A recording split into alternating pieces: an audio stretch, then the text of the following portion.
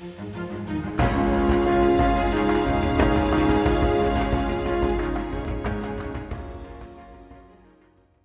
guys, I'm so bummed I didn't get to meet you in person. I wanted to come out a few weeks ago and then all this happened. So thank you for having us right now. I've known Ariana since she was 14 years old.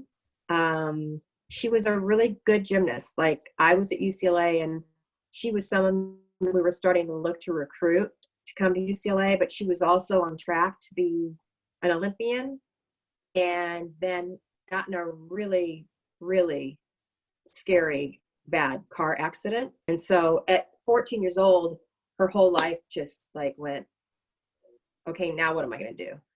And I'm going to throw it to Ariana right now, because her story isn't about the fact that she was a really good gymnast and then went on to be a dancer and all that. Her story is about how she shifted her mindset and what that was like as a teenager. You're all teenagers. What's that like to just take control of your mind and just shift that? Hey girls, I was 14, like Val was saying, and I was on this Olympic track, and that was my goal. And after this car accident, it was like, it felt like my life was over.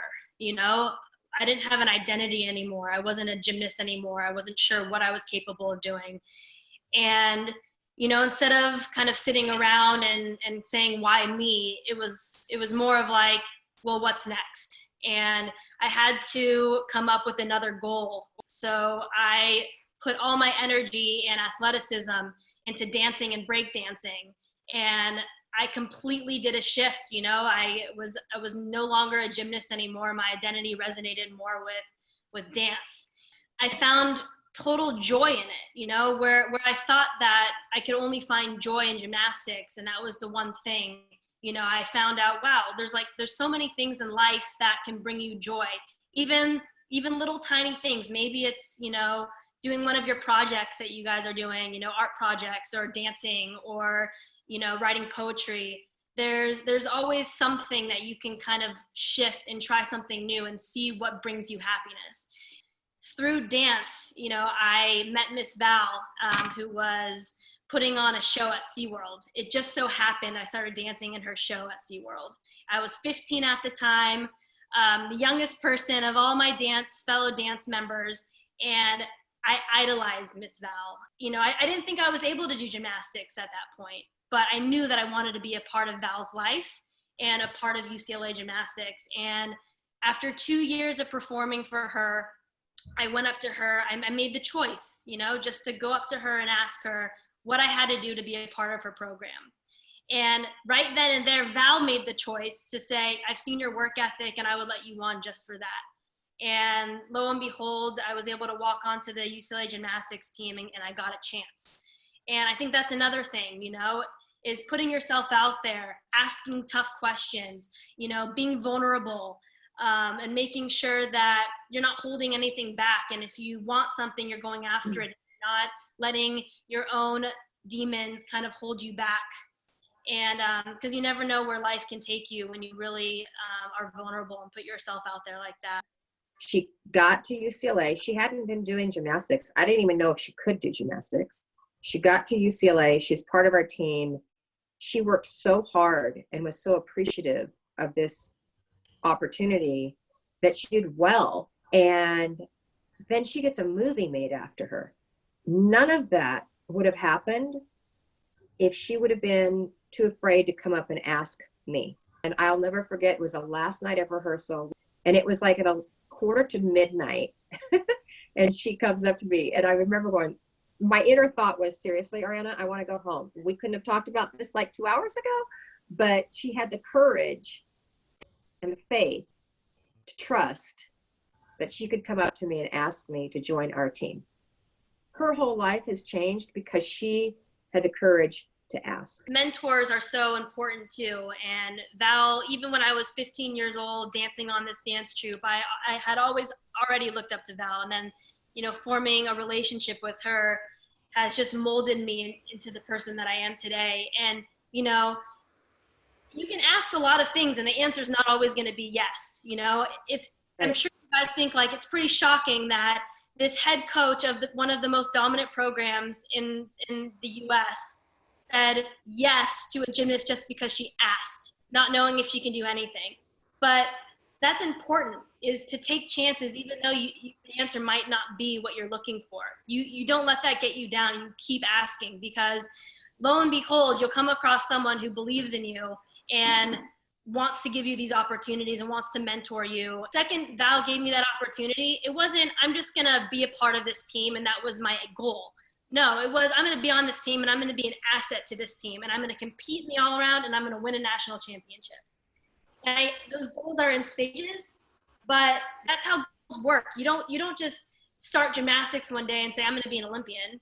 You start gymnastics one day and say, okay, I'm gonna learn how to get through one bar routine and it's gonna be great. Okay, now I'm gonna get through 2. Okay, now I'm gonna get through every event. And you keep building on those goals. And I think it's so important to just constantly be goal oriented. Even if you start an art project today and you're like, wow, I really got something out of it. I really think I like to draw.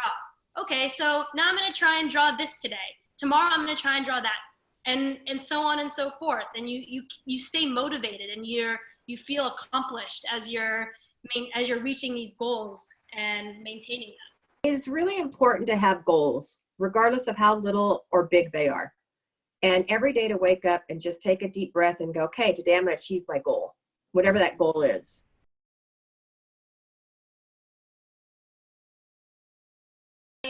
I knew that I still had fight in me, and I knew that even though the doctor had said to me, you're probably not going to be able to do gymnastics again, I didn't want to take his word for it. I needed to find that out for myself.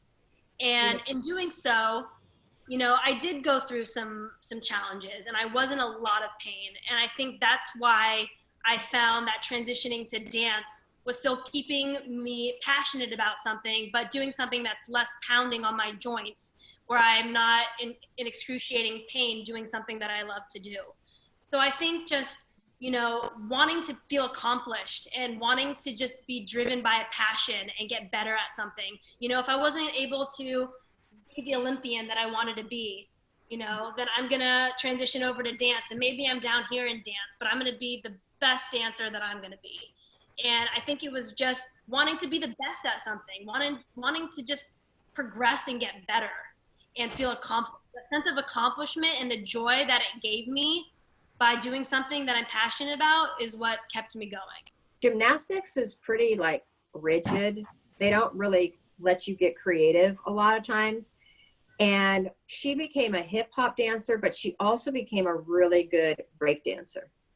And when she came to UCLA, she wanted to do a hip hop routine, and then she wanted to let her freestyle breakdancing the last part of her floor routine. And I was like, no, the judges are going to crucify you. They're going to score you so badly if you freestyle. And she said, I don't care. It's me. I want to bring Ariana to the world of gymnastics. And so I told her, I said, I'll let you do it, Ariana, but it's got to be really, really clean movements, because the judges, like, you're going to end up with a really, really, really bad score. And she was like, I promise you, I'm not. It's going to be great. And so she's the first gymnast in the world to have ever done breakdancing in a gymnastics floor routine. And everybody loved it. You guys know, gymnastics is breakdancing is this. So I had to work a lot with Val to kind of make the dancer in me be a little bit more finessed in the gymnastics community so I could be accepted in that world. But it was so fun. I mean, Miss Val was a choreographer. She was never a gymnast.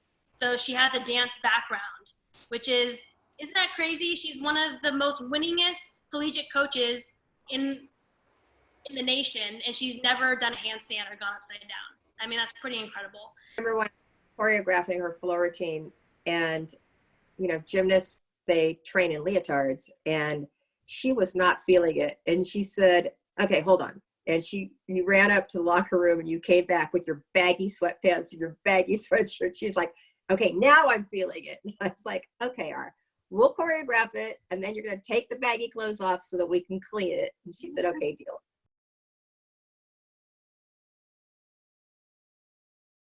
Really, Yeah. Both.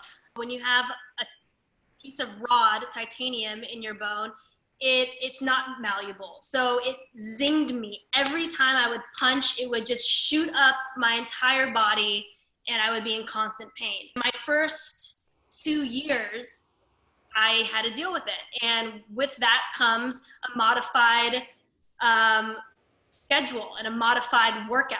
So instead of my entire team doing 10 routines on every event, I'm doing 2 routines on every event. And you know, how am I supposed to get better if I'm not able to train, right? Because if you're not physically able to do it, how are you supposed to progress? Close our eyes in front of every apparatus, and we would see our routine as best of our ability. And if we fell, we had to do it again until we made it perfectly, like 5-10 times in a row. And yes, I was not able to train, but I trained my mind so tough that I progressed every single competition. Every competition, I got better. Where in my last meet of my senior year at the national championship, I scored the highest all-around score that I had ever scored in my entire 4 years. Just because I trained my mind to be able to move my body exactly how I had envisioned it to.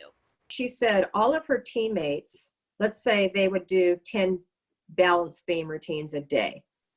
Ariana could only do 1 or 2.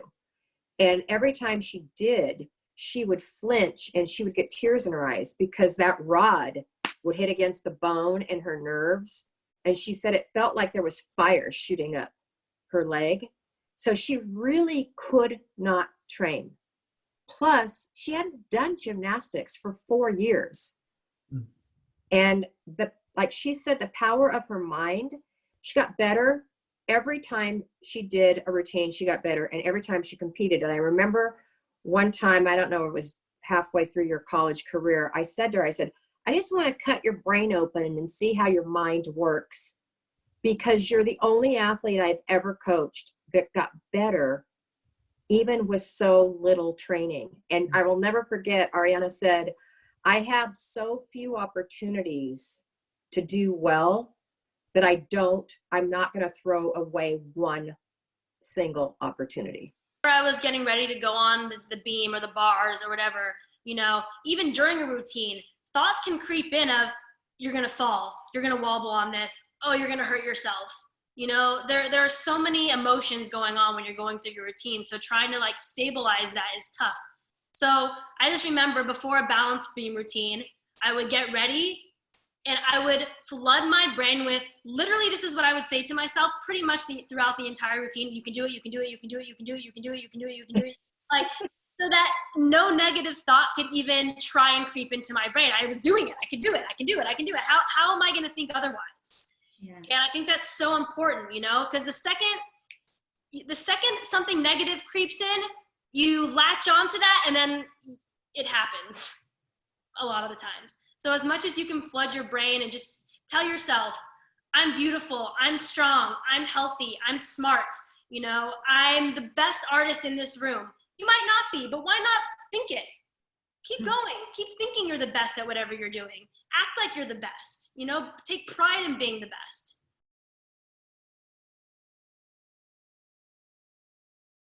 I was in an induced coma for a week and I had woken up and had already had a surgery and I broke both of my legs, my wrist, ribs, collarbone, lungs collapsed, like a lot.